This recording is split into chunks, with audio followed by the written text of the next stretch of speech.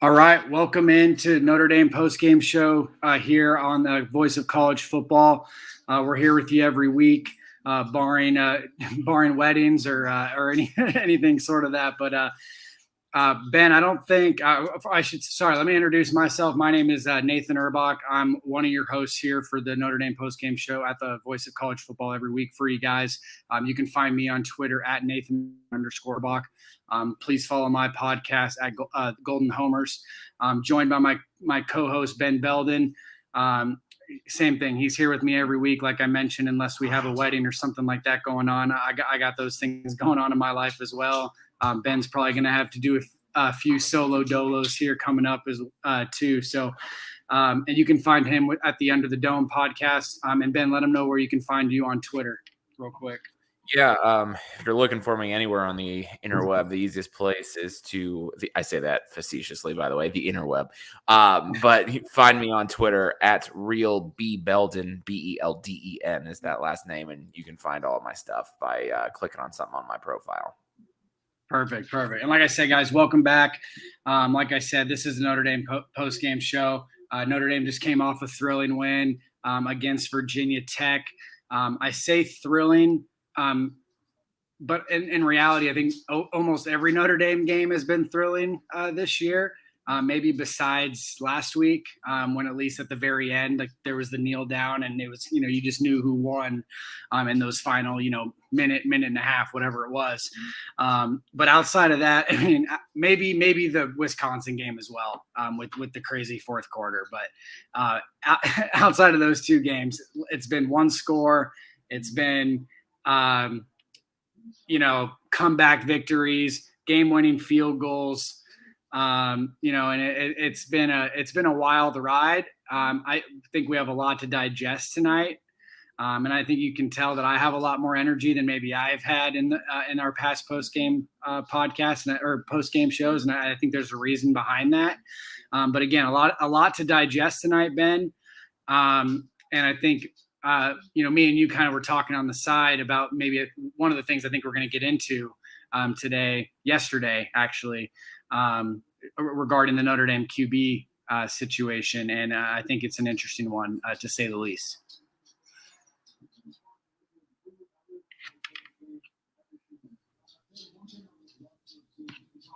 Sorry, I lost you for a second there. No, go ahead. Yeah, I mean, I think you started talking about the quarterback situation, and I don't know, like. You mentioned having some energy. I respect that. I get that. I understand why. It's nice to see, Tyler Buchner come in and do something that was pretty exciting and I don't know, show glimpses of what the future at quarterback is for Notre Dame. I got to be honest, I am exhausted. Like I'm spent in terms of just like trying to just rack my brain or wrap my mind, I guess, around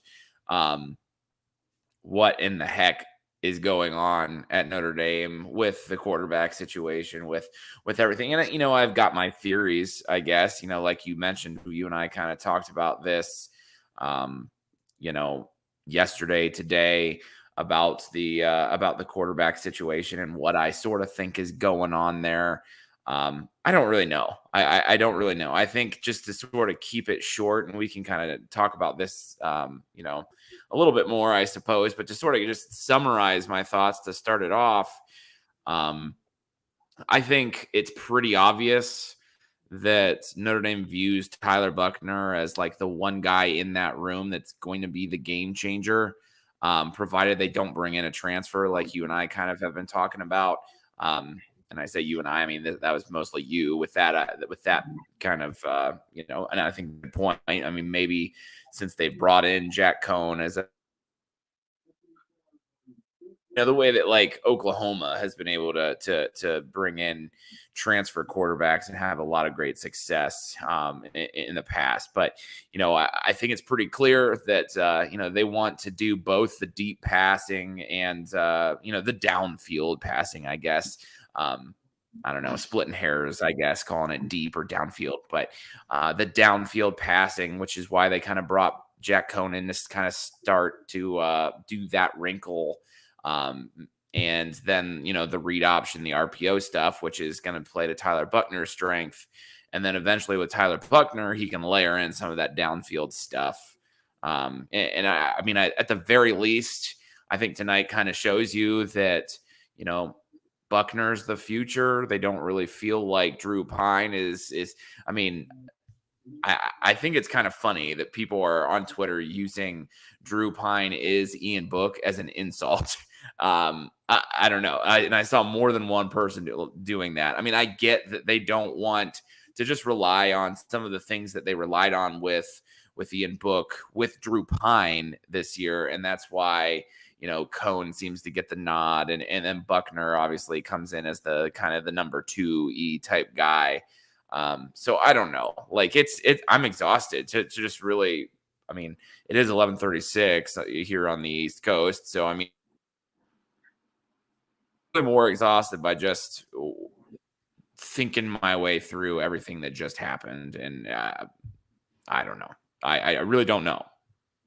Well, I can tell you my theory real quick. And I think I have some ground for it. I don't know if I ever actually told you this. This might be the first time you're hearing this. And then we can kind of get into the actual, the game recap a little bit here, which is, I think, what the people are here for to an extent. But so last year around this time, actually, I was hearing a lot of rumors from some pretty quality, like Notre Dame sources. I mean, not coaching staff or anything like that, but just people who, started having in with the program. And it was kind of when I was working for Irish Breakdown with Sports Illustrated. So I was able to sort of, I was able to get some info that I maybe wasn't able to get in past years. And one of the things I kept hearing was that the staff wanted Buckner to be the guy from the get-go. And then obviously COVID hits. So actually, it was probably a little bit earlier than this. It was the preseason before COVID really became a factor, and we weren't really, and it was pre Tyler Buckner's senior season getting canceled, I should say. And there was just a lot. He was already committed to Notre Dame, obviously, and there was just a lot of talk about. I mean, and he was a 5-star QB at the time. He was coming off of a record-breaking season in Southern California, and there was just a lot of kind of just random talk out there that they wanted him to be the guy as a true freshman. And while that's not necessarily crazy, I mean, you have a 5-star quarterback coming in for Notre Dame, at least under Brian Kelly, it was kind of maybe crazy to assume that. And then obviously, this was only after one season of really playing high school football. He tore his ACL his sophomore year. He comes back his junior year, lights it up against mediocre competition in Southern California at best. Transfers to a really, really good program in Helix. Reggie Bush, Alex Smith, I believe, both played there. Much better program. They play better competition, and the season gets canceled. He doesn't transfer anywhere, but whatever. And there were even some rumors that he might come in and sit a year behind Ian Book, reclassify to the 2021 class or 2020 class, whatever it is, and then take the reins from there. And so that always kind of stuck with me. But then you start thinking about it a little bit, and you're like, man, this kid only played 1 year of high school football. I mean, I don't know what he did his freshman year. I mean, whether he was on JV or he was the backup for his varsity team, I don't really know. But I know his statistics really only show his first game as a sophomore, and then his record-breaking junior season. I'm going off a little bit of a tangent here. Like I said, that has always kind of stuck with me, that the staff wanted him. And then Kelly today at halftime says the quote, "We have been trying to hold off on him." And right then and there, I was like, boom. The staff wants Buckner right now to be the guy. And I honestly think that's why they're holding back Pine to an extent. They don't want – and I don't know if I like this theory, because in my opinion, if you think Pine is better than Cohen, I don't know if they do or not. I mean, they keep playing Cohen, so it's hard to actually verify that. But if you do think Pine is better than Cohen right now, then he should be your guy if you're not going to play Buckner. And you shouldn't worry about next year whether or not you're going to have a QB battle, because you're going to let the best guy win that battle anyway. And if it's going to be Buckner, it's going to be Buckner, or it's going to be Pine, and maybe that turns into another Ian Book story, and maybe he's the new winningest QB of all time to whatever it is. So that whole idea of Pine not being able to start or whatever, I really don't know where to go with that. But I think the quarterback situation became a lot more clear today at halftime specifically. It wasn't just a wrinkle that they were throwing in with Buckner, at least today. And I think when he finally made a few plays with his arm to show the coaching staff that he could do that, it was like, all right, here we go. This is the guy. We're probably not going to make the college football playoff this year with already one loss, even if we go undefeated the rest of the way. Let's get the guy we want in there rolling and see where it goes from there. And I think barring a significant injury to his ankle, today, I think he's starting next week. Those are my actual thoughts from Kelly's. I don't know, just from what Kelly said, I guess. Yeah. And to your point, I think that, and this kind of is maybe like a combination of middle ground or a synopsis of the types of things that you and I are both saying in regards to Buckner. Maybe Jack Cohn really wasn't on the radar until Tyler Buckner gets his whole senior season canceled. Maybe that's oh boy, like we can't come in here and play a true freshman that hasn't played since his junior year of high school. So let's go ahead and we'll bring in Jack Cohn real quick as the kind of holdover. And so that kind of, sort of speaks to that as well. And I think, like I say, there's some truth to probably a little bit of all of, what you've heard. And, for me, it's just kind of reading the tea leaves. It's just that they've always, thought Buckner was going to be the guy. They want to layer the offense and what the offense is going to do. And they wanted to have a reliable guy to throw the ball to the Kevin Austins and some of the young receivers and things that they have coming in as well. So yeah, I totally agree with what you're saying there. And I think you hit the nail on the head with Jack Cohn. The reason they brought him in was partly because of Tyler Buckner's season, but I think also partly because Brendan Clark's injury. We probably wouldn't be talking about this as much, the QB situation in general, if Brendan Clark just maybe started the season. He was supposed to be the guy behind Ian Book, has a serious leg injury, might not ever play football again, to be quite honest. And instead of Cohn, it would be Brendan Clark, Pine, and Buckner. And maybe we're talking about the same stuff. Maybe Clark's getting his job taken away from Pine or Buckner, but it'd be at least a little bit different scenario because you didn't bring in a transfer where it was like right when you brought him in, you knew he was going to start the season. So yeah, I think you hit the nail on the head. If one of those two things doesn't happen, maybe Cohn's never in a Notre Dame uniform. But let's dig into the game a little bit. Notre Dame gets off to a slow start, per usual, it seems. Jack Cohn starts the first three series, doesn't do much, walks into a few sacks. I want to talk about that. I know you were high on Cohn to start the year, and you've kind of probably come off of that a little bit. But yeah, so the first three series from Notre Dame were pretty much, what we all kind of expected if Cohn was going to be the starter based on what has happened over the last, 3-4 weeks. Virginia Tech goes up 10-0. Buckner comes in, scores on his first drive, I believe, to make it 10-7, has a 3-and-out with a drop to Chris Tyree in there. And then the next drive scores another touchdown, make it 14-10. Virginia Tech goes down the field, makes it 14-13 going into halftime. And then I actually texted a few Notre Dame buddies this right after. I think that was the most comfortable halftime I've experienced this season as a Notre Dame fan. And I even said to them, I don't care if they win or lose this game. I just felt like I had some clarity. And maybe we don't have that clarity anymore now that Jack Cohn led the game-winning drive or game tying drive and then game-winning drive after that. But no, it just felt like I had some clarity there. And it was, like I said, 14-13. I felt good. I thought Notre Dame would probably come out and I don't know if they would dominate the second half, but they would certainly win the game. And then it obviously turned into a thriller. You had, a kind of a back and forth battle Tyler Buckner throws that pick six. At that point in time, before that pick six happened, I thought Notre Dame was going to probably ride to a pretty easy victory, to be quite honest with you. I thought it was going to end up being one of those games where maybe finished instead of 32-29, maybe 32 to whatever the score was at the time, 32-16, and it would look pretty good. But like I said, Buckner throws the pick six, then neither team can throw the football. Buckner gets hurt on kind of a weird ending to a pick where, and quite honestly, there shouldn't even have been a pick in there because there was a horrible clipping call by the referee right before that. And then, rest is history. Virginia Tech goes and scores on a weird 3rd and 15 run by Bergmeister. And I know I'm kind of rambling here. Give all the credit in the world to that kid. I mean, he played his heart out. He was hurt. Played a really, really gutsy game just in general. And then obviously 29-29 or 29-21, Cone leads the Notre Dame offense down the field with quite ease, I might add.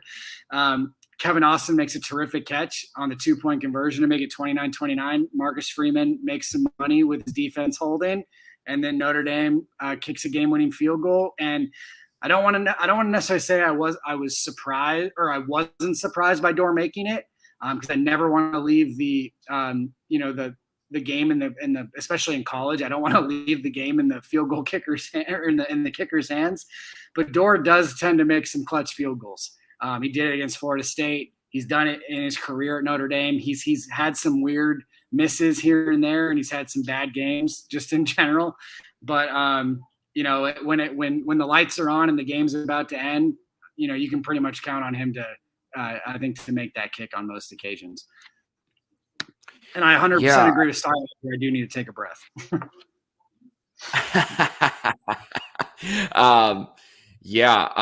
To kind of touch on a couple things that you hit on, when first of all, actually, I'm going to save this for the next for the last point. I'll end with Jack Cone. When this game got to 29-21, I was with you. Whenever we were up 21-16, I'm sort of thinking, okay, let's go. At the very least, go get a field goal here, go up 8, and if we do that, I feel pretty good about where our defense is at. In terms of not letting them in the end zone, and also then a 2-point conversion, and then we'll probably score again anyway and win this game something like 27-22, whatever the heck it was. And I love the question that we have on the screen right now. How many points are 2 strokes worth? I feel like I had quite a few strokes during this game. And then when it got to 29-21. Truly, I thought, and I don't do this very often. I really don't. I really thought for a hot second, like, oh my goodness, like Notre Dame's not winning this. like this is not good. There's a slim to none chance that we're going down there, getting the touchdown and the 2-point conversion.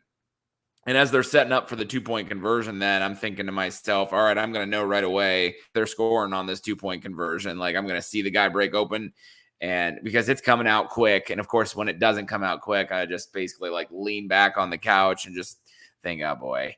And somehow, some way, Jack Cone, for the first time all year, buys some extra time like I said, the first time in his life, maybe. Like, who the heck knows? And just lofts it up. I don't even think it was intended for Kevin Austin, to be honest with you. And Austin comes down with it. I think most Notre Dame fans pretty well see the same thing there, that it wasn't actually his intended receiver, but luck of the Irish, I guess. And the last thing, like I said, I was going to end with my I guess opinions or my feeling about Jack Cone. Like, dude, okay, we're what are we now? Is this game 6? Was this game 6? Yeah. So we're 5-1. All right. This is 6 games in, and you finally figured out how to just get the ball out of your hand quicker. Like, one of the very first plays, he threw that play when he returned. He threw the pass to Kyron Williams, where it was the targeting, and they pick up 15 yards on that. And I think the very next play, he gets it, looks, sees like that Josh Lugg or somebody on the right side of the line is just beat, and just rifles it out of bounds. I was like, thank you. Like, I've been waiting for you to do that all year. Like, If you'd have been doing this all year, we wouldn't have been in so many 2nd and 15, 3rd and 15 weird situations where now the defense can just tee off. And it's like, where has this been? I don't quite understand some of it. I mean, I know that a receiver's not going to break open early on every single play, but you mentioned it earlier. There was at least one sack that I can remember that he has a clean pocket and he just climbs the pocket right into the arms of a blocked defensive tackle. It's like, what are you doing? So I don't know. Like it's just, I'm glad he did it. I'm glad he put that touchdown drive together. I'm glad he then also, was a large part of the field goal drive that got put together as well, obviously. But like, it's frustrating. It's bittersweet, I guess, is the best way to put it. It's like, could this have been happening the whole time? And then we really could be just layering in Tyler Buckner, who made some freshman level mistakes. Could we be layering him in a little bit more than we are, rather than throwing him to the wolves in the second quarter down 10? I mean, I don't know. I don't. Could we have avoided an ugly loss to Cincinnati? I mean, holy Moses. So I don't know. Like at the end of the day, I keep saying it. Maybe this. Maybe what we learn, maybe what we appreciate about this football season is how far they end up coming from the beginning to the end, because you see things even against Cincinnati, and Cincinnati maybe is the exception, but every game you sort of see something that you like, that you're like, oh yeah, I like that, but then it's just negated by just terrible mistakes and that. I don't know. So there's a lot to pick apart here. I don't necessarily know that I have all the answers. Everybody wants to talk about who's the quarterback going to be after the bye week. And to that, sort of my answer is like, I don't care right now. I don't care. Like, we limped to the bye week to 5-1. You're starting to find out some things about Cohn, about Buckner. Apparently Pine is not part of the future. And I mean, I guess if that's the decision you're making, make that decision and move forward. But wow, like what a weird season, what a weird game, and everything's just weird. That's the best way I can put it.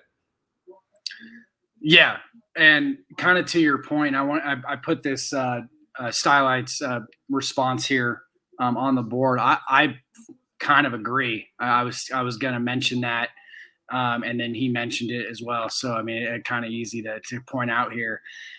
And also, before I even continue with that, kudos to the offensive line, I think, in general. I mean, once they moved to Buckner, after that third drive, I mean, I know he can run the football. You do some different things to help your offensive line in that sense. But once that happened, I think the offensive line kind of got a spark. And the few times where maybe they did get beat, Buckner, just with his athleticism, is able to kind of make some plays. But then you get to the 2-minute offense with Cohn, and the offensive line is maybe playing with a little bit of a chip on their shoulder. They've played actually probably a pretty good game overall, or at least they feel like they had. And you're almost forced to get the ball out quickly. And that's where a guy with the experience of Cohn, I think, kind of it comes in handy in that instance, is that he knows he has to get the ball out quick. I'm sure Pine would have got the ball out quick regardless. I mean, I think he just gets the ball out quick in general. Whenever I've watched him play this year, he just has a little bit more twitchiness, I should say, in almost everything he does. I mean, he's pretty much just a better Cohen that's shorter, I guess. Yeah, and I mean, the 2-minute drill, I mean, I hate to say it because it kind of limits what you run to an extent, but the 2-minute drill, I think, really is maybe the best thing for Cohn. Or you just got to make sure you're getting the ball out quick in general for your playmakers. And that leads me to a point that, and I don't think Notre Dame's getting enough credit for this, but they were without their best player on offense today in Michael Mayer, and still were able to put 32 points on the board, come out, able to pull out a victory on the road. And then they were without maybe their third or fourth best weapon in Chris Tyree pretty much half the game. Don't know exactly what that injury is. I'm not sure if Kelly has touched on that yet in his post-game presser, but but he was clearly hobbled. He wasn't in on kickoff returns. He wasn't in on punt returns. So unless he got benched for whatever reason, he was hurt, and that was a big deal as well. So kudos to Notre Dame for being able to even pull off anything offensively without those two guys. Because I'll be honest, when I saw Michael Mayer not in the game, I was like, I don't know how they're going to move the football today. Yeah. I mean, and how much easier would Tyler Buckner's life have been if he had, a security blanket like Michael Mayer? I mean, maybe neither of those two interceptions get thrown. I mean, you never know. So, yeah, that was a major thing. I had a point about Jack Cohn that I wanted to make, and of course, as soon as I started talking, I lost it because I wanted to hit Uncle Mayer. But I don't know. To your point, then I guess okay. So here's what it was. Sorry about this. Like I say, it's approaching midnight on the East Coast, so I've been up for quite a while today. So cut me some slack, I guess. But I think I think that your point about it looks like the offense line, probably played their best game of the season. I mean, the bar wasn't very high, let's be honest. I mean, and I don't mean that as to be real snarky. I mean, I'm just saying that, you've seen it pretty much every game. I mean, there's a little bit of improvement here and there, but then, there's the one play that's just terrible. And it didn't really seem like all night that they really had just, a whole ton of off schedule plays. Tonight, it sort of seemed like what hampered the offense a little bit was, Buckner with a little bit of inaccuracy on third downs. At one point, they flashed the graphic that he was like 0 of 4 and an interception on third down. And I think that was just prior to his second interception, which also was on a 3rd and long. Some of the off schedule was, blindside block, a clipping call that just whatever. I don't know. But to circle back to the point about the offensive line looking the best, I think that's twofold. I think one, Buckner can obviously make up for some deficiencies on the offensive line a little bit. But I think the other part is, they're also able to run the ball with Buckner in a little bit, which means that, teams don't just tee off on the pass. I feel like if I'm a defensive end and I see Jack Cohn back there, I'm thinking, I can take whatever route I want to get to Jack Cohn because, he's not running. I don't have to stay and contain. I don't have to not over pursue because if he runs, he's getting a yard or two, so I can rush with a little bit more reckless and not have to worry about that so much. Whereas if Buckner's back there, and I think Drew Pine has an element of this as well, if I get out of my lane, I'm going to leave a nice running lane for one of those guys to take advantage of. So I think that's, an added layer to it too. Which is exactly why I wanted Drew Pine to start this football game. And who knows, we don't have to sit and talk about, I know we're on, 28 minutes and counting here of this. And we've really only talked about the quarterback, offensive line mostly. But, I think that,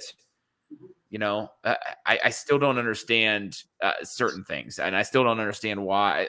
I wonder what would have happened in this game if Pine would have started. Would we have seen Buckner at all? I have my doubts. And so to maybe that extent, Cohn starting the game, maybe that's the best thing.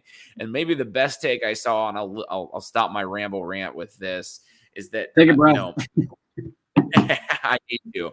But maybe the best thing that, maybe Brian Kelly hoodwinked into thinking, well, it's obvious that Drew Pine's going to start. I'm going to throw Jack Cohn out there for 2 or 3 series and let the newness of the game and things wear off a little bit, the game to slow down just a bit and be less frantic at the beginning. And then I'm going to Buckner almost regardless of what happens. So we're just kind of avoiding the disaster at the beginning of the game, and then we're going to turn it over. Maybe that was the plan all along. It sort of felt like that might be at least a little bit of the thought. Like I say, I don't know to the full extent to which that's true, but wouldn't surprise me if that was kind of part of the thought process. Yeah, absolutely. I mean, and real quick, I'll touch on this and then we'll kind of move on just because we need to we need to probably touch on some other things. Those first two, I think it was the first drive from Cone. He walked into a sack just immediately on the second play of the game, and just went down. And he had a pocket, but I think I mean, maybe you can couple it with the O line being bad for him, and so he just kind of gets, rambled a little bit. And then the next play, and it might have been, I might have the two plays reversed, but I think it was the first play. He walks into the sack immediately, and then the second play he rolls out when he didn't need to roll out, and so he immediately throws the ball away.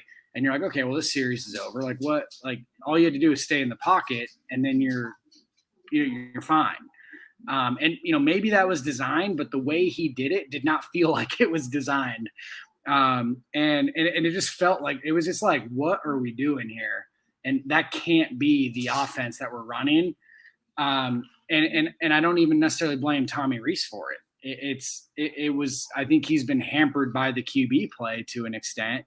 And I feel like when Buckner came in, the offense, whether or not Buckner's ready to let loose on everything, and I think he showed today he's not necessarily ready for everything, and he's going to make some freshman mistakes. It's going to happen.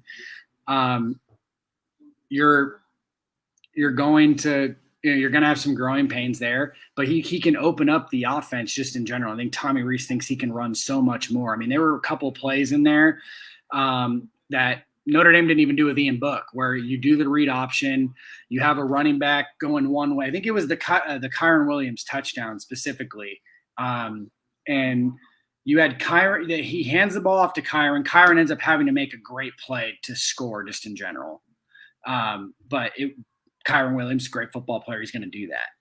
But if he pulls that, I think Tyler Buckner probably has a touchdown going the other way, or Logan Diggs is wide open in the flat because they had the two running backs right next to each other. And Logan Diggs, if he just flips it to him, it's a touchdown as well. And those are plays you can't run with Cone, because if Cone's pulling the ball and either keeping it on a sack, keeping it for a 2-yard gain, or throwing the football every single time, he's never not, or either that or he's handing out. He's never actually, I think there was a stat going into this game, and I think it proved to be the same way, because he never pulled and ran with it himself. But on every single RPO that Notre Dame has run this year with Cone has gone to the running back. Or either that or it's just been a normal play action where there's no threat of the run from the quarterback. And then that's not really a true RPO. A true RPO is what I just described, in my opinion at least, with Buckner, where you have options pretty much everywhere on the football field. But I think we've talked a little bit too much about that. Real quick, I just threw this on the screen. It's been on here for a couple minutes now. But if you like what you guys are seeing, like I said, me and Ben are here every week after every Notre Dame postgame show.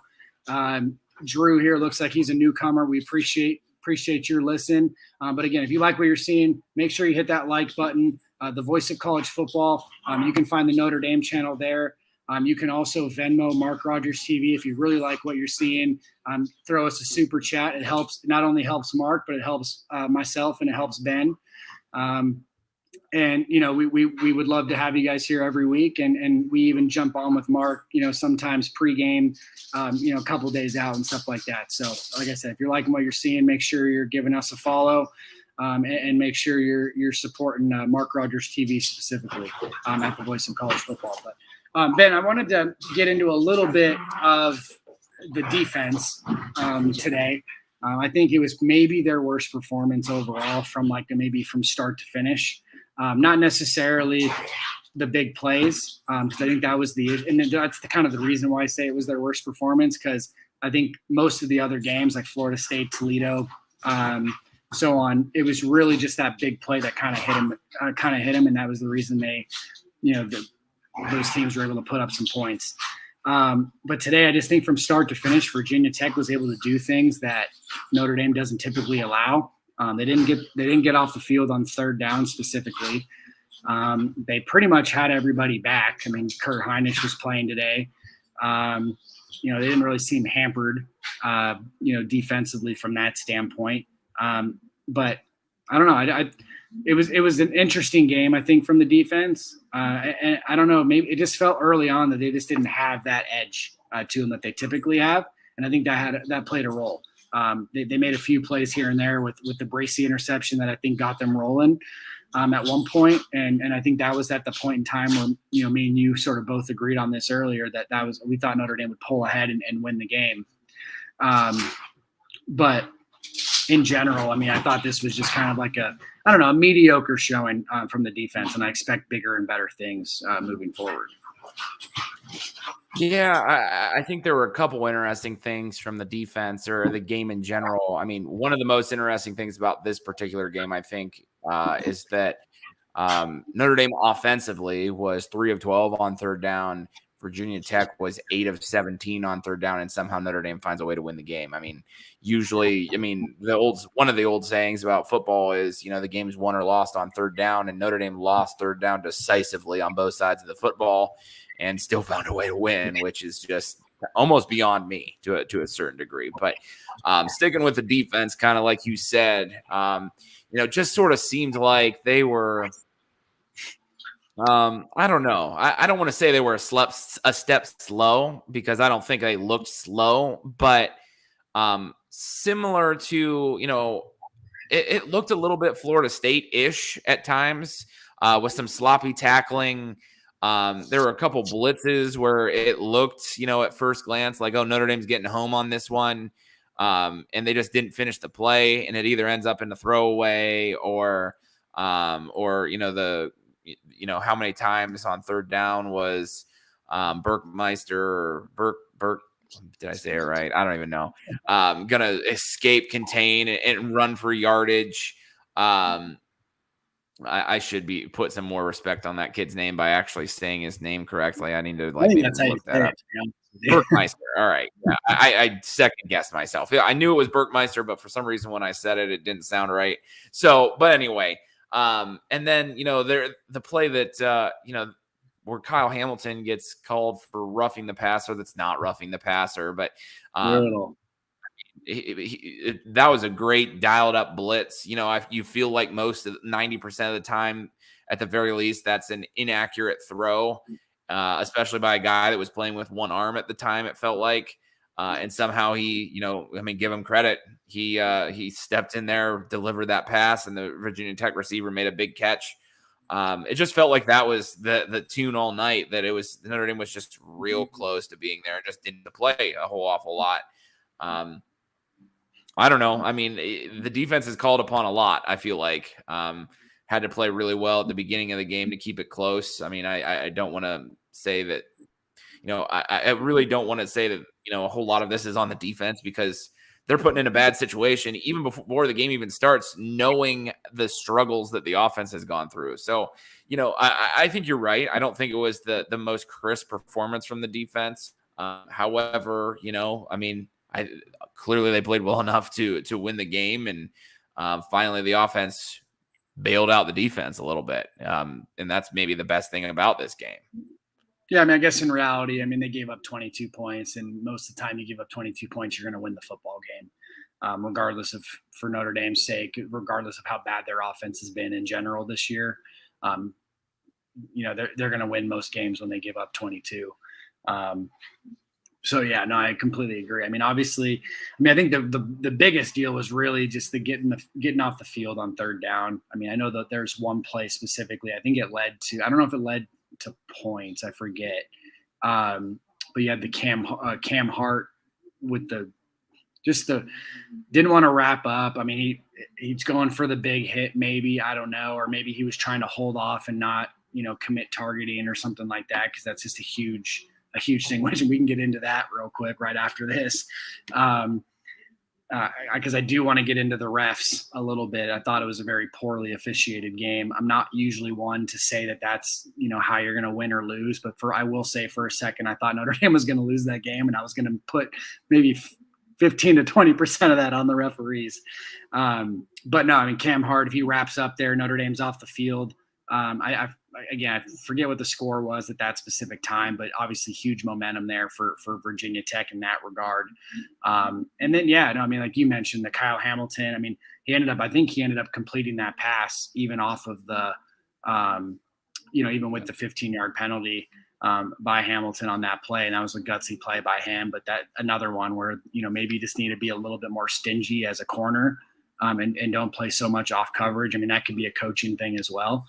But yeah, no, just like like I mentioned, I wasn't like upset with the defense per se. I mean, I know when Notre Dame tied the game at 29, like I was pretty confident that the defense would get off the field.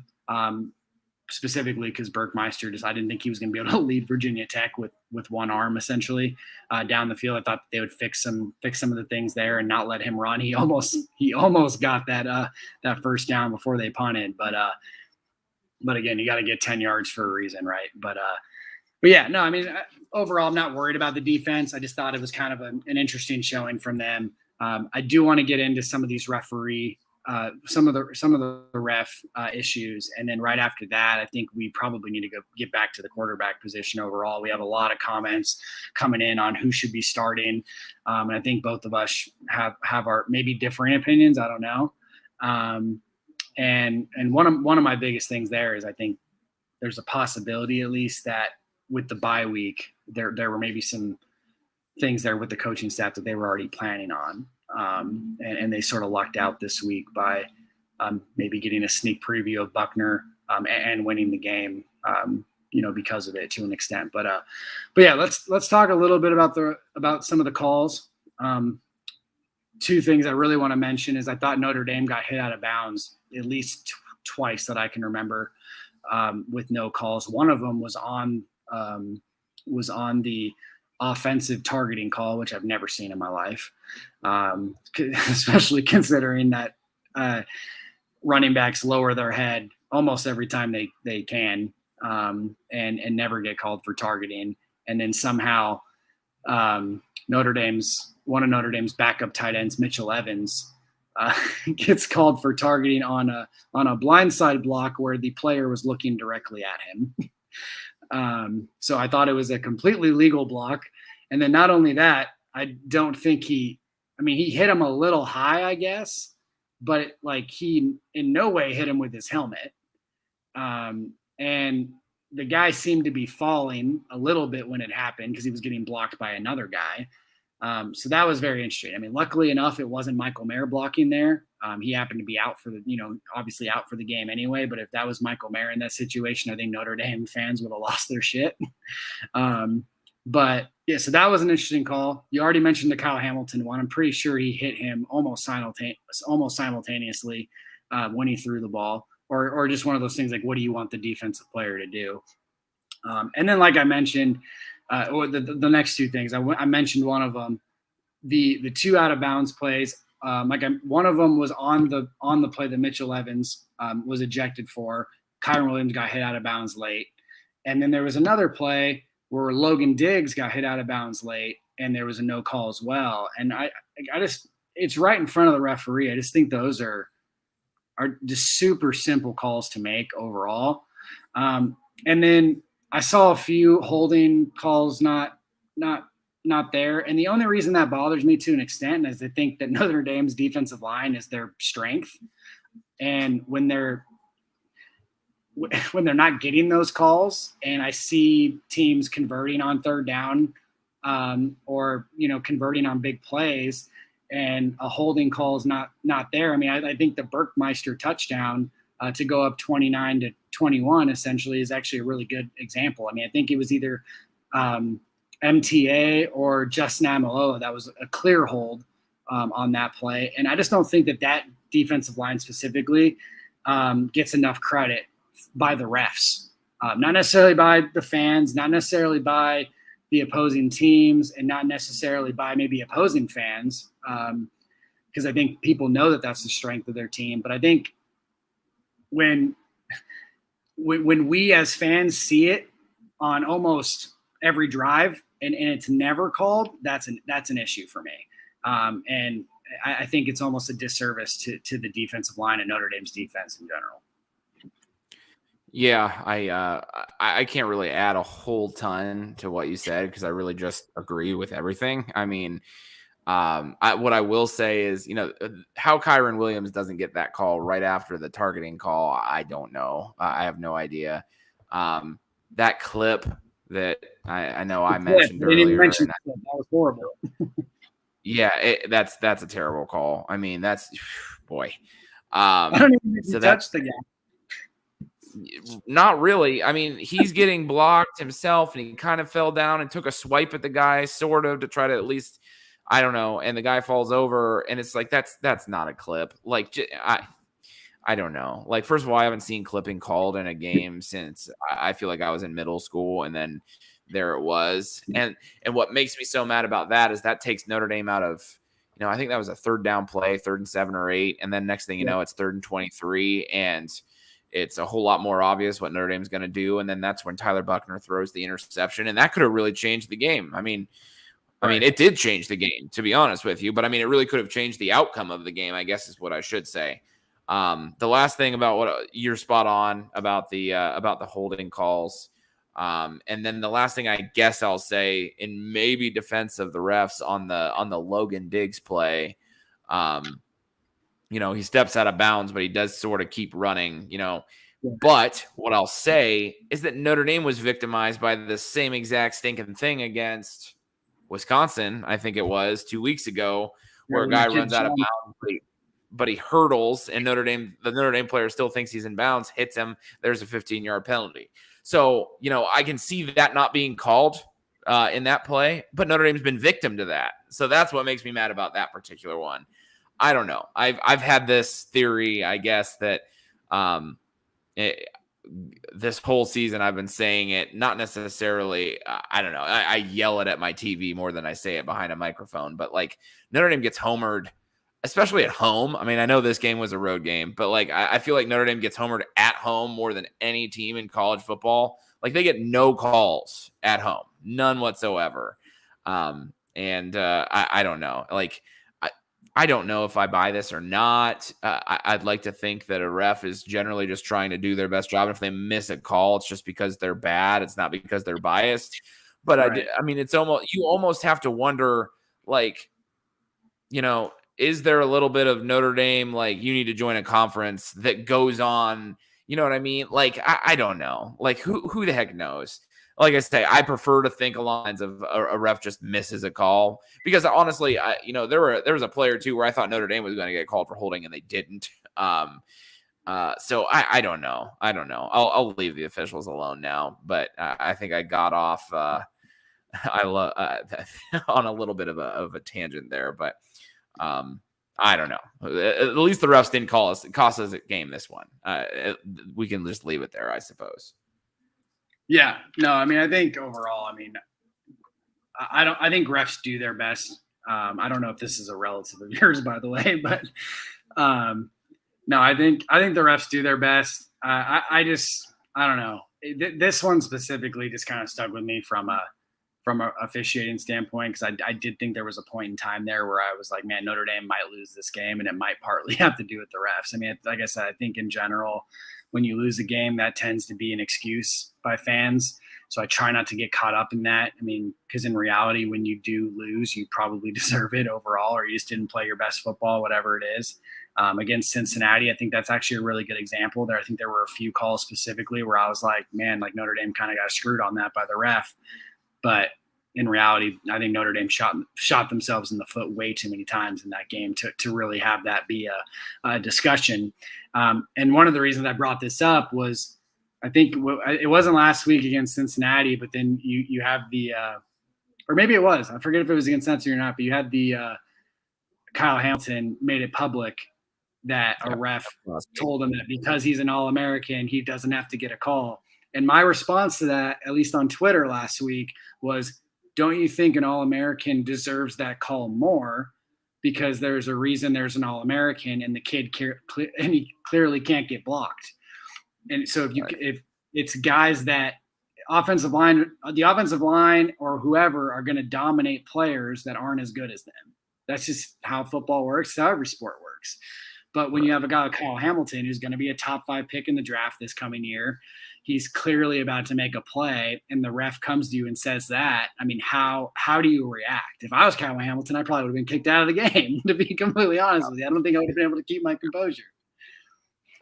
Yeah, I hope in that case that ref just didn't really see it and is just reacting to Kyle Hamilton saying, "Hey, I got held."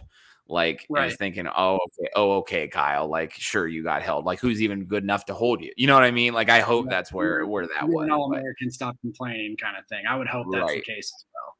Right. And in all reality, it probably was. But in the heat of the moment in the game, I can see why that's something where Hamilton gets upset about. And then when you looked at the replay from that exact call, I mean, he was clearly held. So he did have a very legitimate argument. But yeah, I don't know. It's interesting. In reality, I don't think it's something to really worry about down the road. I'm not someone that complains too much about officiating overall. Thought today was certainly interesting, and it meshed well with what Kyle Hamilton said in his podcast earlier this week. Ben, before the QB talk, I thought about this when we were talking earlier, and I just forgot to bring it up. Before the season started, one of my big points on Notre Dame and Brian Kelly specifically was that they're at this point as a program that 10-2 is kind of like the floor, or at least at the very least from a fan standpoint. I think from a program standpoint, it's like the expectation. If you go less than 10-2, I think that at this point in time, it's a bad season. 9-3 into a bowl game, making it 10-3, I don't think cuts it anymore. Maybe you do that once every like 5-6 years, whatever. But I think in general, you need to go 10-2 at bare minimum. They're not Alabama that needs to go 12-0 every year, whatever. Or in this case, they lost today. So we probably should talk about that because we've had some people commenting on that. Texas A&M beat Alabama today, so that was some huge news for college football.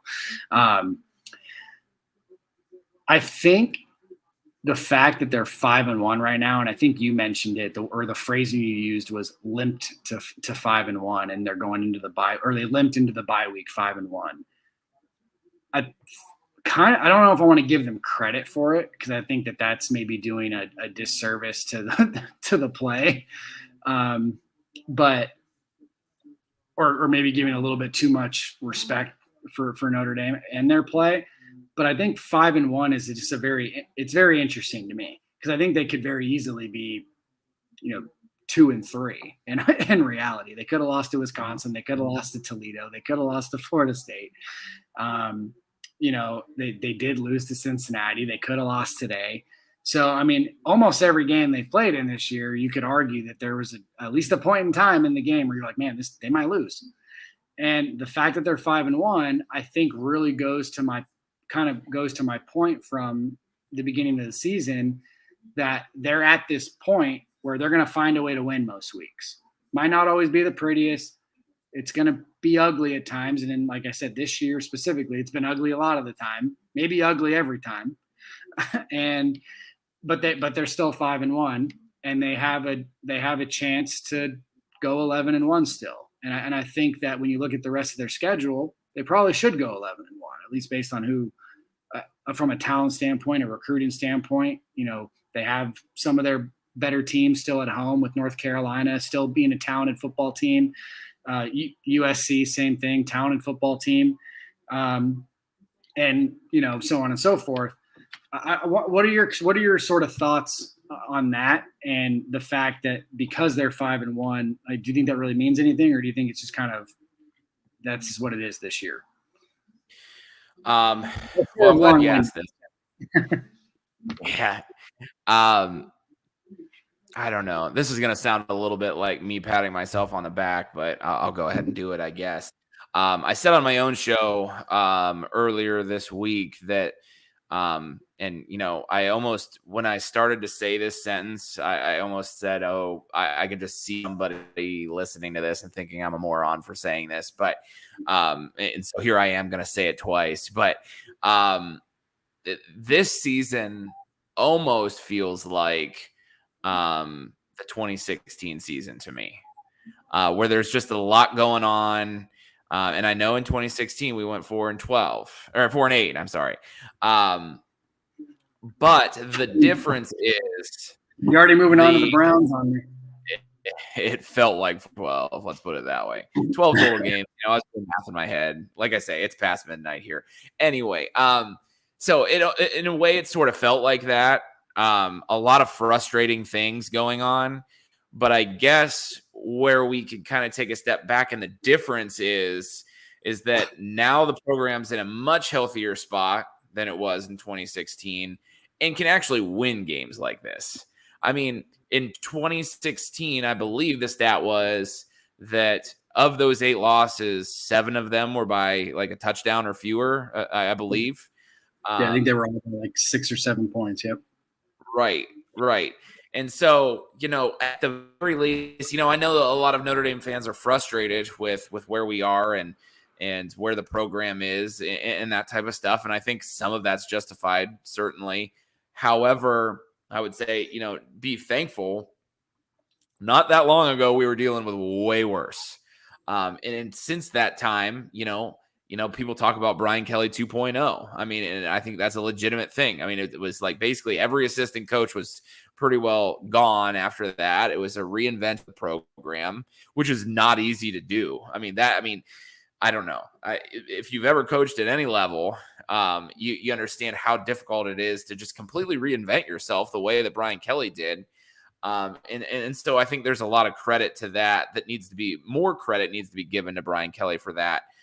Certainly there are things that you're going to nitpick about your coach and about your program and about all of that type of stuff. But in general, I feel pretty good about where the program is right now, because, I don't think really you nor I nor any person that has a Notre Dame podcast, whether you're an insider, a fan, whatever, nobody picked Notre Dame to be in the college football playoff this year. There were some people who were probably saying that, if a lot of things go right, yeah, Notre Dame might be able to make it to a college football playoff. But guess what? A lot of things aren't going right now. And it's not like it's Notre Dame that's the only program that's having its struggles right now. I mean, even when we thought Alabama was unbeatable, they just lost tonight to an unranked Texas A&M team. So, I mean, I don't know. I think, to me, and like I say, this is really trying to take a step back and take a more 30,000 feet view of the program.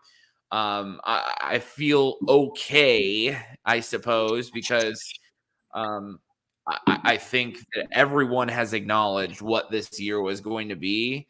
And in terms of, a year where at the very least, hopefully you get to maybe like a New Year's Six bowl, because that is maybe like your floor right now, hopefully is competing for those types of bowls. And then in the years where you really ramp it up, then you're competing for a college football playoff spot, hopefully at some point, a national championship when we get there. And I don't know that Notre Dame's that far off to being able to compete for a national championship. I think the difference between, a team like last year's Notre Dame team and a team that can compete for the championship is like a dynamic quarterback playmaker. And I think we're closer to that.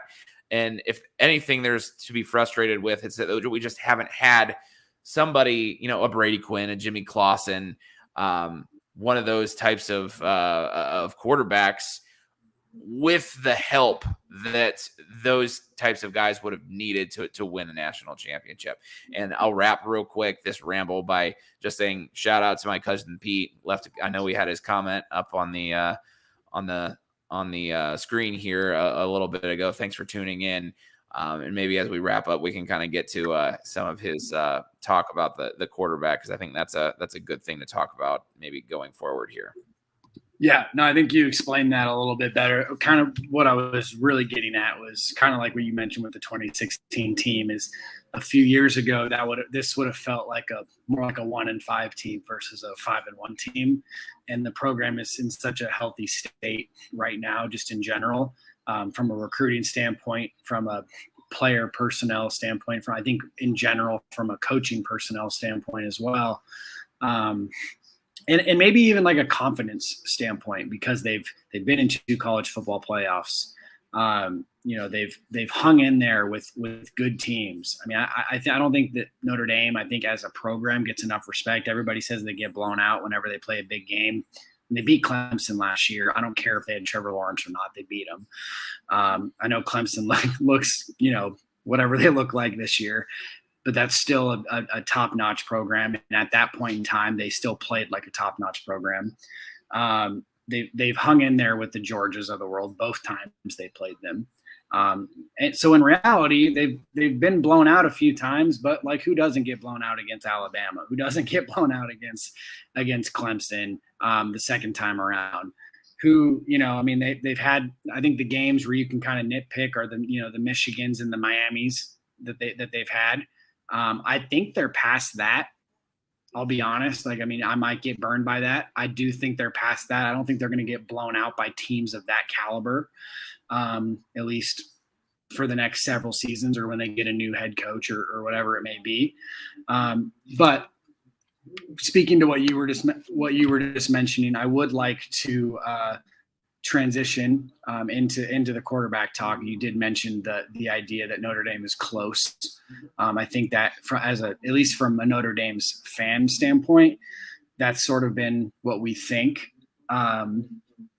What we think we've been missing. I mean, obviously Ian Book was great in general, but he was maybe missing that, just like that one extra step. And we might have that. I mean, Tyler Buchner might have that. I mean, he as good as Ian Book was at running the football, Tyler Buchner's better at running the football.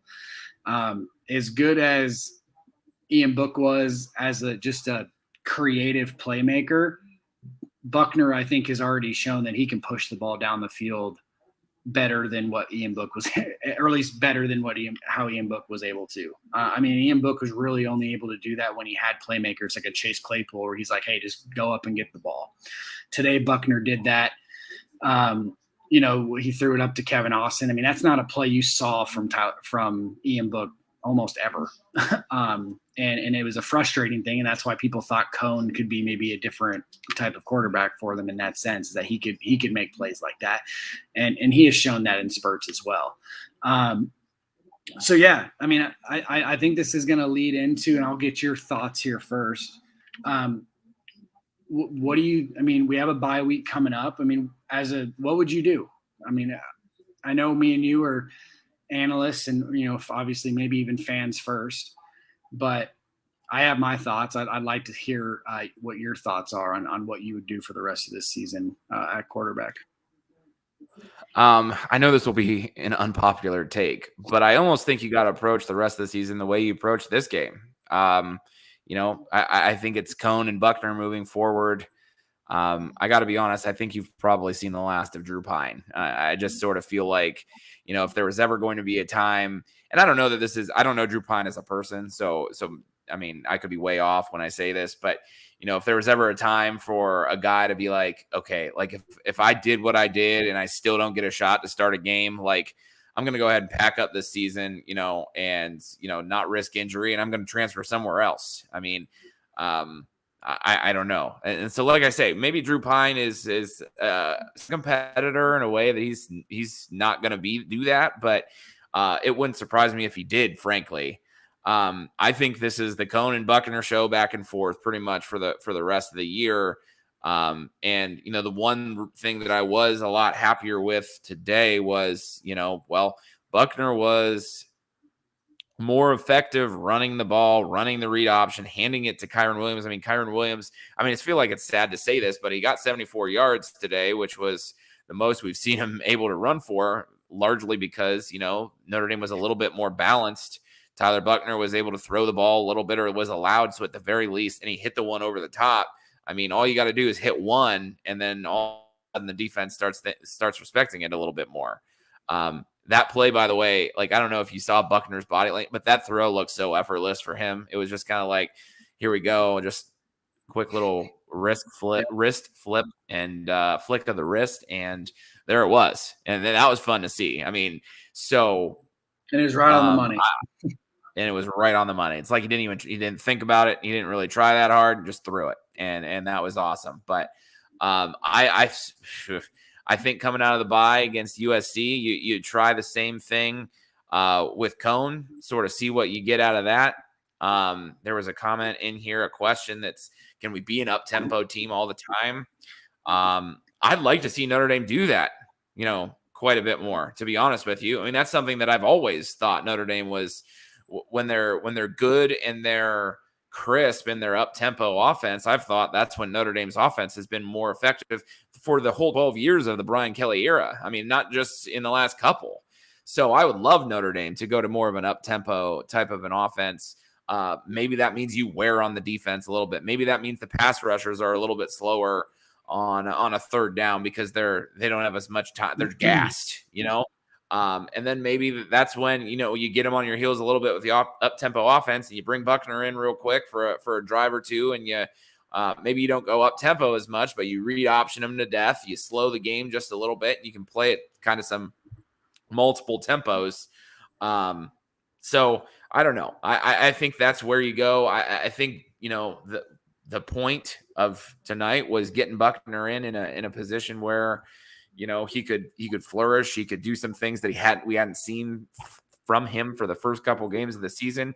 And you start to continue to layer those things in, because he did show some freshman things. I mean, I don't know what was going on that interception where he's trying to throw to other true freshman Deion Colsey, and one or both of them just didn't do what they were supposed to. And, whether that's supposed to be an out route, whether that's supposed to be, whether it was a misread, who made the misread, I don't know. But so there are some freshman things there that you're going to have to live with Buckner. But, I don't know. Like I say, I think you go with Cone, you sprinkle Buckner in, because you're really taking this season into a certain extent, even though you're still trying to win, you're playing for the future. I mean, I think it's fair to say that.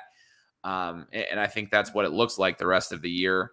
I don't know, talk about other things that Brian Kelly's done with the quarterback position. I mean, this is almost like Tommy Rees, Everett Golson, but maybe in reverse. It's you're using Tommy Rees as, who's obviously Jack Cone in this parallel, as more of your go-to guy, but you're sprinkling in the more athletic, higher upside type of a guy, as a little bit of sugar and spice and everything nice, and trying to bring him along for what hopefully is a really nice future at the Notre Dame quarterback position. Yeah. It's weird. I would actually, and this might be unpopular as well, at least based on what I've seen. I think a lot of people in the comments want them to go to Pine just because he can kind of do a little bit of both. I'm almost the exact opposite of you, and not in a bad way. I would make Buckner the starter. I think he proved enough tonight that I think you roll with the young guy, get him the experience that he needs, because next year you're playing Ohio State and Clemson. And I know you don't really want to necessarily look to next year. But you open up the season, I think, at Ohio State, if I'm not wrong. And then you have Clemson at home, I believe. And you're not winning those two games, in my opinion. I mean, I know Buckner has shown some savvy. He's already shown that he can be a playmaker, even with the lack of quarterback experience that he even was able to, have at the high school level. So, maybe I'm dead wrong here. But I think any opportunity you can have to get your best, at least future playmaker, the ball, and give him every opportunity to make plays and learn the offense on the fly, and look probably pretty good doing it.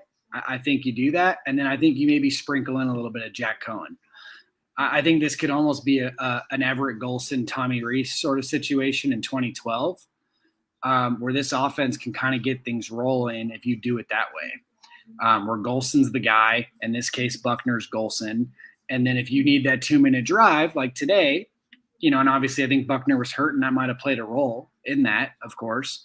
But Reese showed a lot of poise in 2012 to kind of be the guy in clutch moments. And I think Cone has shown, when you're going to give him the 2-minute drill and you're going to let him get the ball out quick and run plays where you're going to essentially have to get the ball out quick, he can make some plays for you. And he's shown that in the past. I mean, he was a really good, I mean, he was I wouldn't say really good, but he was a solid quarterback at Wisconsin, and he led them to some big games and was able to produce in big moments. So I absolutely think he could be that Tommy Rees level player for you, and maybe even better. I mean, I think Jack Cohen, at least from a talent standpoint, is probably better than his offensive coordinator right now was. So that's what I would do. And I'm starting to think that this was something that was somewhat planned going into the bye week anyway. Not necessarily sprinkling in Cohen per se, but definitely transitioning into Buckner being the guy. And that's what I would do. And I'm in agreement with you on pretty much 100%. I mean, I don't want to say this is the last time that Notre Dame ever sees Pine play for him. Injuries happen. If they want to roll with this Buckner Cohen situation and Cohen gets hurt or something like that, then you can roll with Buckner Pine. And I think it's actually might be a better offense from that standpoint, just because Pine can make some plays with his legs as well. But I think this is really today's game was the staff saying we're committing to Buckner specifically for the future, and we're not looking past that. And that's really what the tone I got from today's game. Yeah. I think you kind of hit the nail on the head. I mean, at the very least. Okay, I look at it this way. All right. How much more satisfaction do I get as a fan from going 11-1 and playing in a New Year's Six bowl than going 10-2, maybe just missing a New Year's Six bowl, playing on December 29th or whatever the situation is?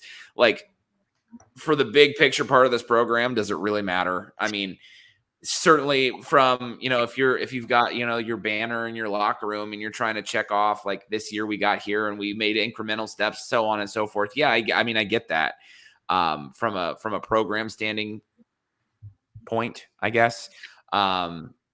But at the same time, really, I don't believe necessarily that, I think the Notre Dame coaching staff went into this year. It's like, we're going to try. I mean, I said it a couple minutes ago. We're going to try to win every game. It's not like we're just going to throw our hands in the air and be like, all right, we're just going to throw Buckner to the Wolves, week 1 at Florida State and then, whatever, you know what I mean? So there's a little bit of give and take to this, but I do genuinely think that this was we're using this as an opportunity to put our best foot forward next season. I mean, if you're looking at, who Notre Dame loses and the guys that they're bringing in and the guys that they're getting experience, it really seems like Notre Dame's playing for next season. And I don't mean that in a bad way. I'm not saying that they've mailed it in.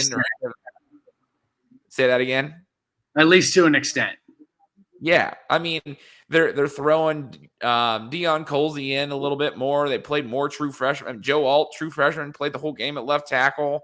They're going to get Blake Fisher back at some point. I expect him to play the last couple weeks of the season. So they're not losing a ton on this team. I mean, Kyle Hamilton's the big one, obviously. I'm sure he's gone.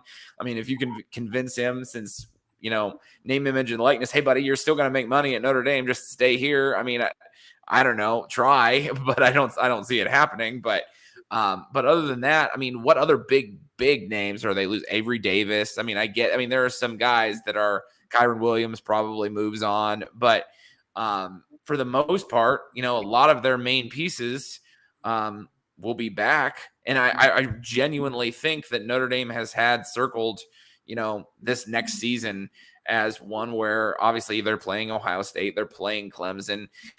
You split in those two games and win out the rest, and you're probably looking at a college football playoff berth. So I don't know.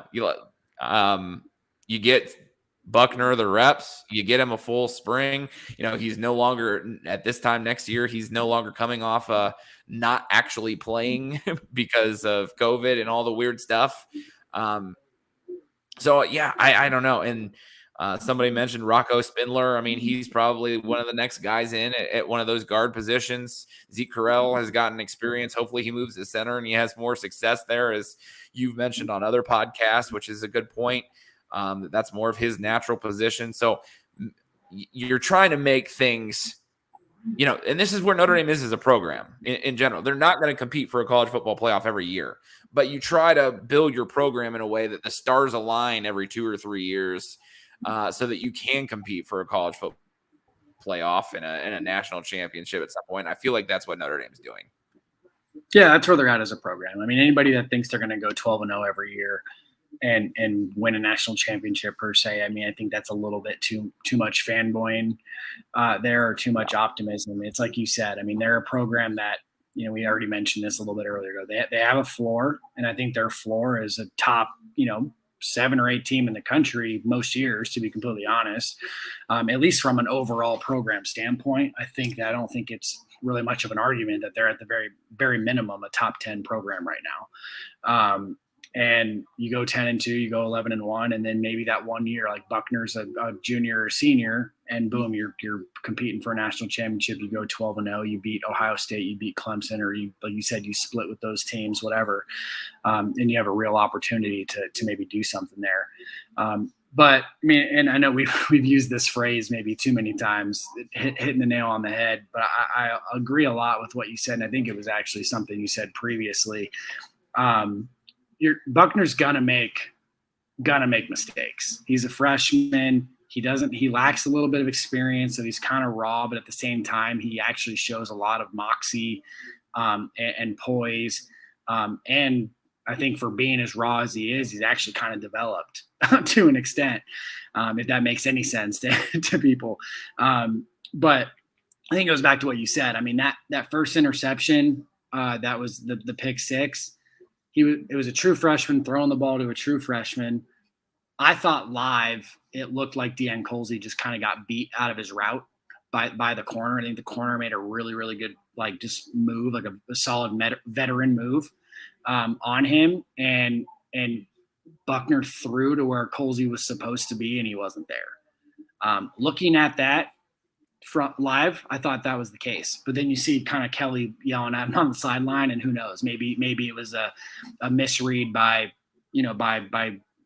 Buckner, and he was supposed to get that receiver in a different place. I don't know.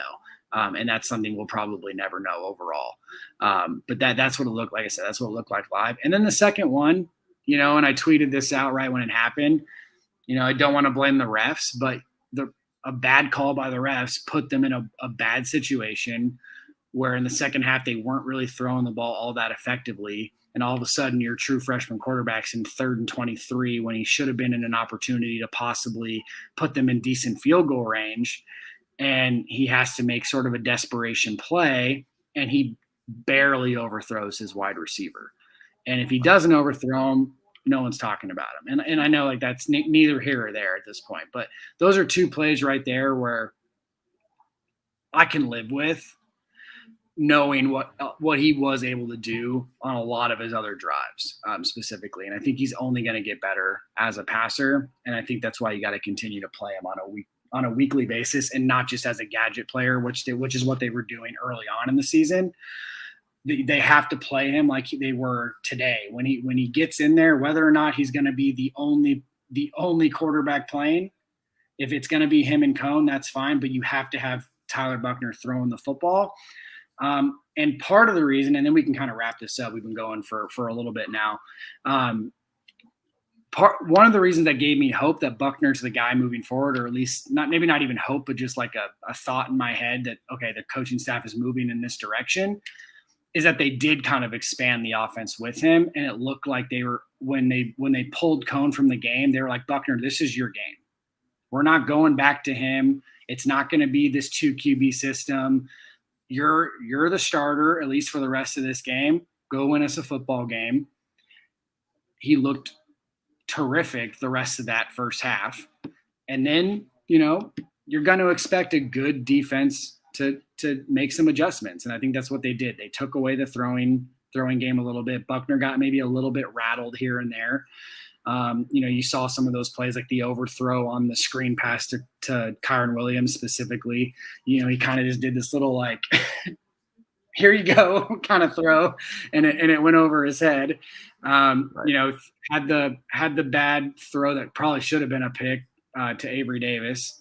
But like I said, I can live with some of those because I think you keep giving him this experience, he's going to make some plays that neither Drew Pine or Jack Cohn can make.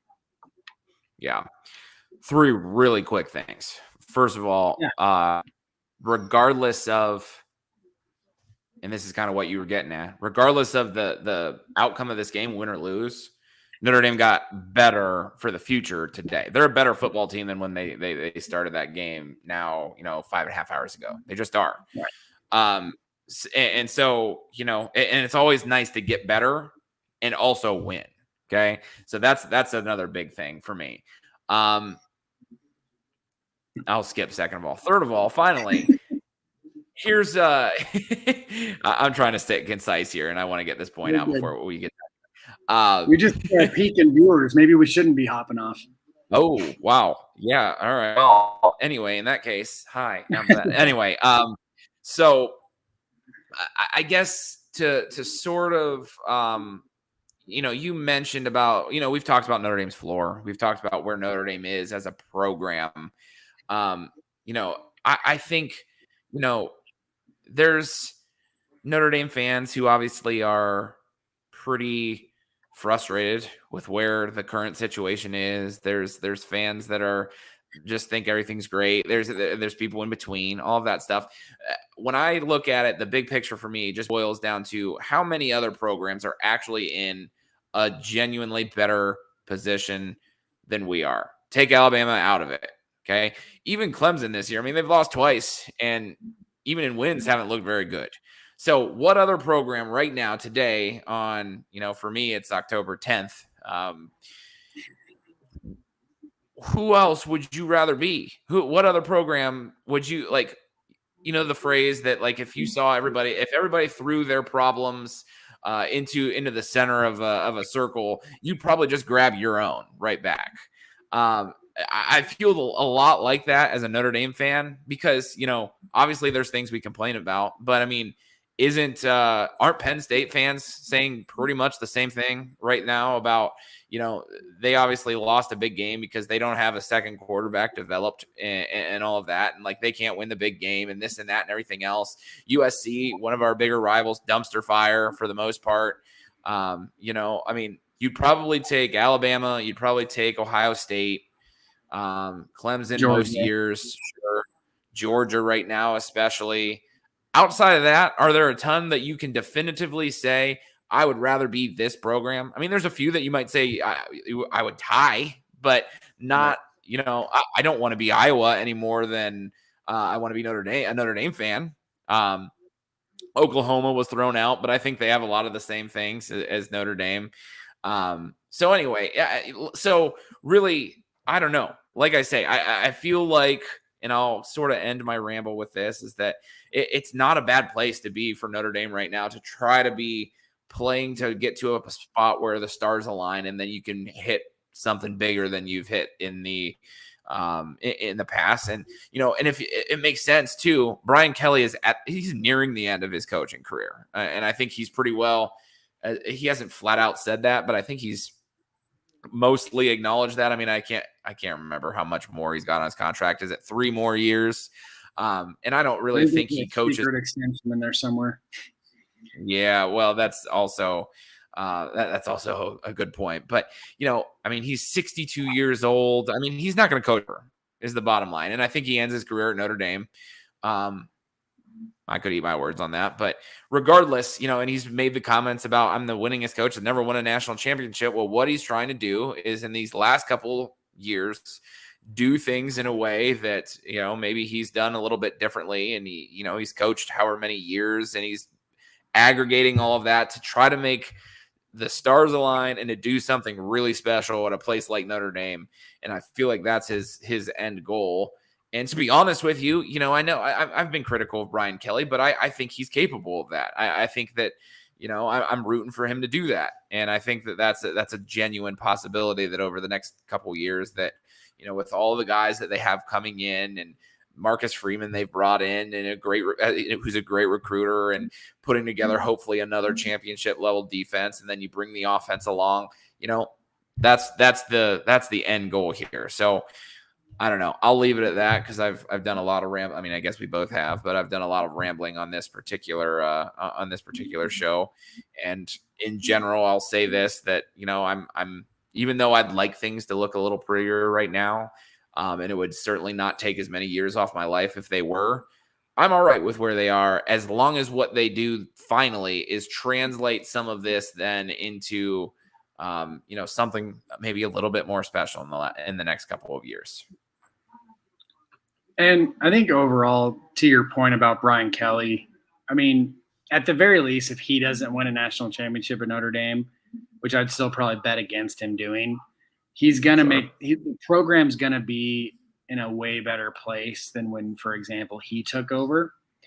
And Notre Dame's always going to be a high-profile job, so it doesn't matter if you're taking over when Brian Kelly did, where you kind of need to build the program back up, or when you're going to take over, for when Brian Kelly leaves, where the program's already, just in a really, really nice spot. You're gonna land probably a pretty big name guy, just in general. But you might want to be that big name guy that comes in when Notre Dame's kind of already rolling. And to your point, you've already seen it sort of with Marcus Freeman. He comes in and Clark Lee was a terrific defensive coordinator. He might even be just in general, like from like a scheme play calling standpoint, he might be a better defensive coordinator than Marcus Freeman. I'd probably actually say that, to be completely honest with you. But what Marcus Freeman has shown in his short time at Notre Dame is that he can recruit the hell out of the defensive side of the football. And so he's already showing a new level of a new level peak for Notre Dame that Clark Lee wasn't able to show. And so maybe you bring in, I don't know who the next coach is going to be. Maybe it's Marcus Freeman for all we know. But let's just say maybe you bring in like a Luke Fickell. Maybe he can show that there's a peak that Kelly wasn't able to reach, but because he's already in a very stable situation that Kelly was able to provide, you can get to that peak so much faster because you're already kind of close to it, if that makes sense. And that's really where I get kind of agree with you and echo your thoughts on who would you rather be than Notre Dame. I mean, obviously you'd rather be Alabama. You'd rather probably be Clemson, Ohio State, specifically those three programs. And I might even throw in Georgia because I think Georgia recruits on the level of those three programs. They just haven't gotten over that hump per se. But other than that, I mean, it's like you said, there's kind of like this virtual tie between a lot of other programs. Oklahoma's sort of in the same shoes as Notre Dame. I mean, they've had the elite QBs and they still haven't been able to get over that hump. And as much as I love Caleb Williams, I mean, I think he's going to be a terrific player. I think he's already better than Spencer Rattler, and I would play him over Spencer Rattler from right now moving forward. They still have shown on a frequent basis that they can't stop anybody. So they're probably on par with Notre Dame to an extent because they can score against Alabama maybe better than Notre Dame can. LSU has proven that on like not a freak basis because they recruit at a very high level, but when the stars align for them, they get Joe Burrow, they get Joe Brady, they can win a national championship. So, I'd probably throw them in there with a tie as well, but they might fire at Orgeron this year for all we know. And then you have a few other programs here and there, but I really agree with what you said. I mean, I don't think Notre Dame has almost gone from being overrated to being underrated as a program overall. And it's games like this and years like this that I think show that they're 5-1, and yet people are talking about how they suck and how they play a crappy schedule and so on and so forth. But it's like, you go 10-2, 11-1 every year. Eventually, you can't really say a program sucks. They might not be Alabama, but who is? And I think that's probably a good place to kind of wrap this up because I think we're both in agreement there. Yeah, I mean, you and I could kind of sit and go back and forth and, take a point and expand on it we could do this. I know Mark did a 24-hour show to start the college football season. We could do 24 hours on just Notre Dame football, I think. So, yeah, I don't know. I'll just leave it there. We might have to answer this one actually, because this guy's been mentioning Tommy Rees a few times. Me and you, I think, agree on this, and then we'll wrap this up here soon. I promise you guys. I honestly, I like Tommy Rees. I think it's like you said, like you can always kind of nitpick some things here and there. As a fan of a team, you're always going to, be upset with your coaching staff at times, blah, blah, blah. But in reality, I don't think Rees has had the offense in his couple years as the OC to really show what he can do overall. And, last year, maybe last year you can argue. I think if you had a Tyler Buckner level player as a junior, so if you had Tyler Buckner in Ian Book's shoes last year, same player, 5th year senior, whatever, I absolutely think Tommy Rees's offense will look significantly better just in general.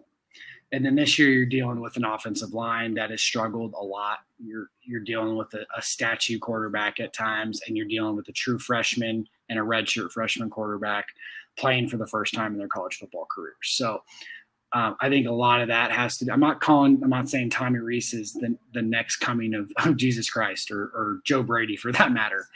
But I do think he's a much better offensive coordinator at the college football level than people want to give him credit for, or at least Notre Dame fans. I think he's actually pretty well respected outside of Notre Dame. Yeah, I mean, Tommy Rees, I wouldn't want to be Tommy Rees right now, to be honest with you, because like you just said, I mean, bad offensive line, weird quarterback situation that's not really his fault. It's not really anybody's fault in particular, to be honest with you, but regardless, it's not his. I don't know. Like, he's fine. He's learning on the fly. I mean, it's his second year calling plays. I mean, he's at a place where he played and everybody knows who he is. He can't hide. You know what I mean? Like, I'm sure there's a lot of offensive coordinators that can walk down the street at wherever they coach, and people are like, I think that guy might coach for the football team, but I don't know who he is. Tommy Rees is known by everybody at Notre Dame. Like, yeah. I mean, I don't know. So I don't know. Like, people always want to talk about, well, where's the creative play calling and this and that. And like, you don't know like what Tommy Rees has buried in the playbook that he just can't run yet because he doesn't have the right personnel, or he doesn't have he isn't comfortable with the personnel because they're inexperienced, or they're not real good at doing this fundamental thing yet. So you can't do some of the more special things that you want to do. I mean, so you don't know any of that stuff. So to me, I think Tommy Rees, like you said, is I mean, he started at Northwestern. He had great reviews as the quarterback coach at Northwestern. I believe he dabbled in the NFL for a year, if I'm not mistaken. That's what I wanted to say.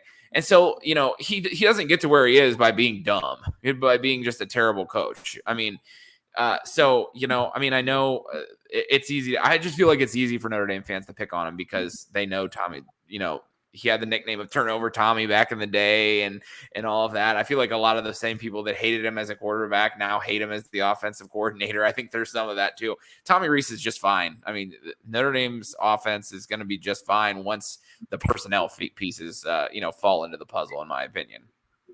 Yeah, that's weird. I'm like the exact opposite. I hated him as a player. But I knew how smart he was because you could tell, and you always heard kind of the stories about him getting into it with Kelly, because Kelly would be like, hey, like, why don't you do this? And he'd be like, oh, how about you go re-look at the playbook or something like that. And then, you just kind of knew. And that's why he has the job now. Because right, exactly. I feel like Kelly respects that. That's why he's the coordinator now. But anyway, I'm sorry to cut you off. No, you're good. You're good. I mean, I just think it's one of those things where if Tommy Rees was the offensive coordinator for Alabama, just like hypothetically, maybe he'll never get that because you could argue like you have to have maybe some more experience, or you got to get to a certain level to get with Nick Saban, whatever it may be. I'm just saying, if you were to put Tommy Rees on as the Alabama offensive coordinator right now, I think he would be seen as an up and coming head coach. That's just my opinion. Maybe it doesn't work out. That doesn't always work out because I think Nick Saban, can make coaches look good. I mean, he seems to get the retreads all the time and then gets them jobs. I mean, Steve Sarkisian's a good example of that. He's brought in so many he brought in Lane Kiffin. He's done so many things and he's gave so many guys another opportunity because of it. And I just think he makes guys look really good. But I think that's to my point is that, and it's to your point as well. You put Tommy Rees with a set of weapons and a quarterback that, boom, they're national championship ready. People aren't maybe talking about Tommy Rees being this mediocre, I should say, offensive coordinator. And I think, it's not Obi-Wan Kenobi, but it's kind of a play on words here.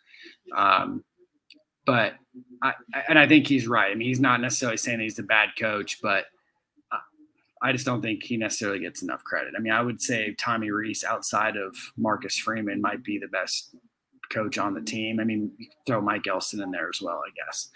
But I don't think Notre Dame's hampered by Tommy Rees. Yeah, I agree. All right. I think we should probably wrap it up. Ben's probably a little tired. It's like you said, past midnight his time. I'm going to the Bears-Raider game tomorrow, so I need to get some sleep before I tailgate the hell out of that game. We've been going an hour and 30 minutes strong, but I'm Nathan. You can find him at Real B Belden on Twitter. You can also follow his podcast, Under the Dome. Great podcast, has great guests on every week. You can follow my podcast at Golden Homers with my co-host Mason Plummer. We've been sort of in a hiatus the last couple of weeks, so I do apologize about that. I was traveling and visiting some family, and then Mason was traveling for work this week. But we have a lot to talk about. Like I said, we've been going an hour and 30 minutes strong, and I'm sure me and Ben will maybe do something similar on our podcast this week. But again, thanks for listening. You're listening to the Notre Dame post-game show on the Voice of College Football at Mark Rogers TV. Notre Dame, Virginia Tech post-game show. Notre Dame was able to pull out a victory today, 32-29. And we won't be here with you next week because there's no Notre Dame game. But we will be with you for the USC game, I believe on October 23rd. One of the biggest rivalries in college football, so it should be another good one. So thanks for listening, guys, and we'll see you in a few weeks.